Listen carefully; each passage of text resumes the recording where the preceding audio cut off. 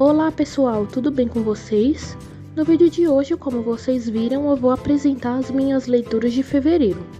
Diferente dos últimos meses, eu não li tanto esse mês por algumas circunstâncias.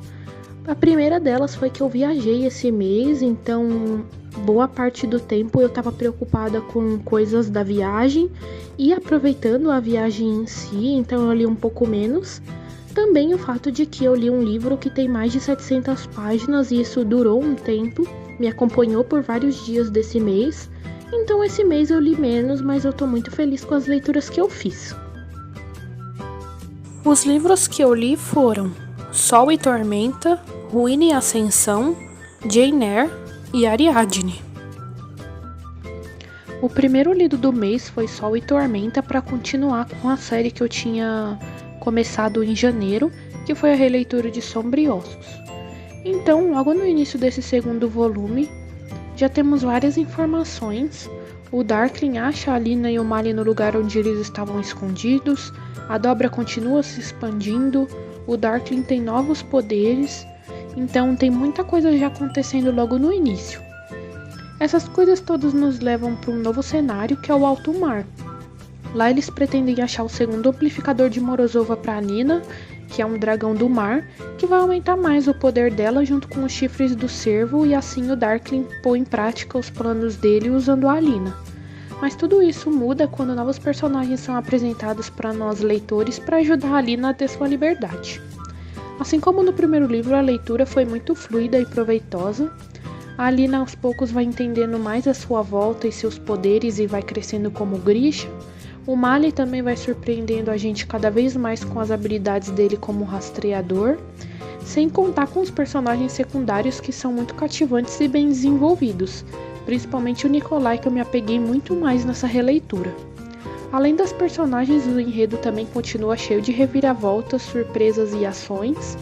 Tem a questão de como a religiosidade dá força e molda as pessoas, muitas tramas políticas e acaba que por isso pouco romance.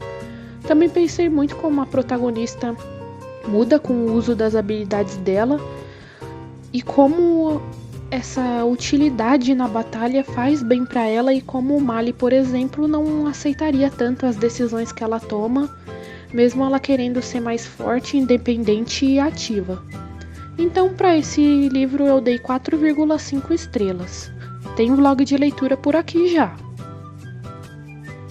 Segundo lido do mês já foi a continuação, o terceiro livro da trilogia Ruína e Ascensão, para eu já finalizar.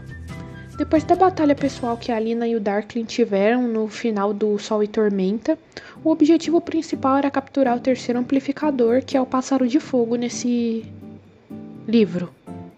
Só nesse tópico já tem muita coisa a ser dita, mas eu tento dar o mínimo de spoiler possível, mas saibam que a história toda caminha para esse plot twist desse final, então eu achei isso muito bom. Aos poucos a Alina vai desenvolvendo mais o seu poder e sua relação com ele, e protagonistas fortes é uma das coisas que eu mais gosto em livros de fantasia, principalmente.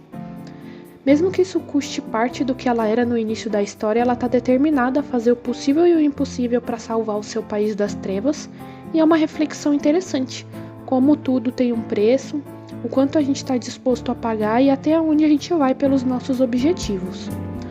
Outro ponto alto, na minha opinião, é como a Alina teve uma oportunidade de ter uma família, que no caso foi os amigos dela, que ela conseguiu formar laços além da amizade, e eu adoro isso em livros. Tudo isso melhorou muito a dinâmica geral e fez com que ela mantivesse um pouco da sanidade, apesar de todo o poder que ela tinha dentro dela. Apesar do mal que o Darkling representa, eu achei muito interessante como a autora ainda fez com que parte da gente gostasse dele, esperasse as aparições dele e as interações dele com a protagonista. Ele tem um passado não tão explorado, mas as informações que a gente tem sobre isso faz com que, apesar de tudo, a gente entenda a empatia que a Alina teve com ele no fim. E isso foi ótimo, na minha opinião. Claro que teve mortes nesse final dessa série, como é necessário em livros com guerras, mas o epílogo não deixa a desejar e faz com que eu espere que esses personagens apareçam em livros como Six of Crows e King of Scars. Então, para esse livro eu também dei 4,5 estrelas.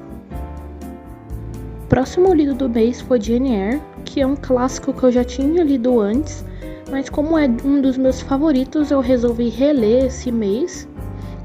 O enredo dele é muito interessante, ele é um romance de formação, mas também tem um mistério presente, tem várias lições e aprendizados, uma protagonista incrível que está à frente do seu tempo, tanto quanto a sua escritora, e é um fato que eu aprecio muito nos livros.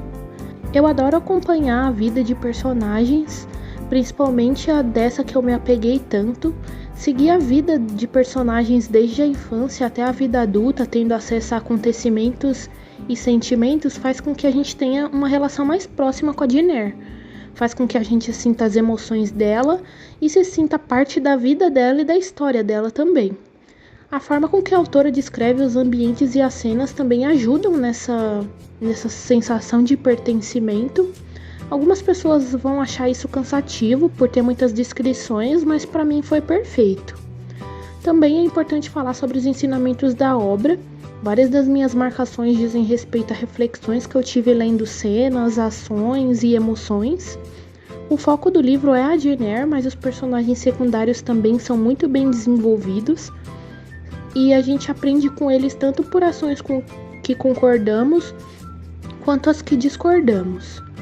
No final, a gente entende como cada coisa foi colocada no seu devido lugar, o porquê de cada alegria e sofrimento, entender como a vida é cheia de dificuldades, mas também de graças, como as aparências importam para a sociedade, mas a boa índole é a nossa maior qualidade, e vários outros aspectos que fazem a história super singular, e entender como cada pessoa é um ser único com história e sentimentos que se diferem dos outros.